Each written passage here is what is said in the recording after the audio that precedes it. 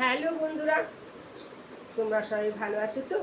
আজ তোমাদের কাছে পরবর্তী ভিডিও নিয়ে চলে এসেছি। সেটা তোমাদের কাছে বলবো গৃহারম্ভের শুভ মাস, মানে গৃহ আরম্ভ করার শুভ মাস। কোন মাসে তোমরা গৃহ আরম্ভ করবে, মানে গৃহ আরম্ভ করতে গেলে কোন মাস শুভ হয়, সেটা নিয়ে তোমাদের কাছে আমি আলোচনা করব। তাহলে চলো শুরু করা যাক। শুরু করার আগে লতার ডায়েরি চ্যানেলে যে সমস্ত বন্ধুরা আছো তাদের সবাইকে জানাই স্বাগত।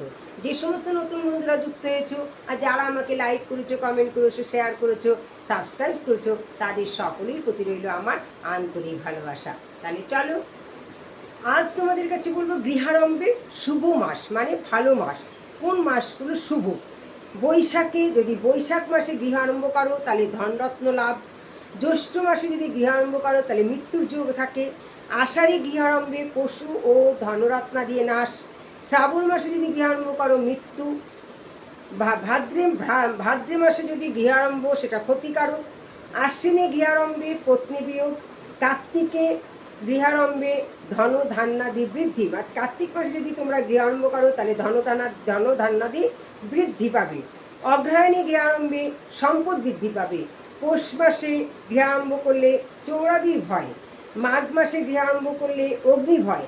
ফাল্গুনে গৃহারম্ভে পুত্র ও ধন লাভ। চৈত্র মাসে গৃহারম্ভে রোগ বৃদ্ধি। তাহলে বুঝতে পারলে যে কোন কোন মাস শুভ গৃহারম্ভ করতে গেলে। তাহলে তোমাদের কাছে আমি এই ভিডিওটা তুলে ধরলাম। তোমরা যখন যেভাবেই করো না কেন, তোমরা সব সময় কোন মাস শুভ, কোন দিন শুভ, সব কিছু বিচার বিবেচনা করে তোমরা সব সময় মানে যে কোনো কাজই আরম্ভ করবে। আমি তোমাদের কাছে গৃহারম্ভটা শুভ মাস বলে দিলাম, তাই তো? এমনি সবসময় দেখবে যে কোনো কাজ আমাদের করতে গেলে, শুভ কাজ করতে গেলে আমাদের কিন্তু দিনক্ষণ তিথি নক্ষত্র বিচার করে করতে হয়। কোন মাসে কোন করা যায় সব কিছু আমরা জেনে তবেই করি। সেরকম বাড়িও গৃহ আরম্ভ করার সময় তোমাদের শুভ মাসটা তোমাদের দেখে করতে হবে। সেই জন্য তোমাদের কাছে আমি এগুলো তুলে দিলাম।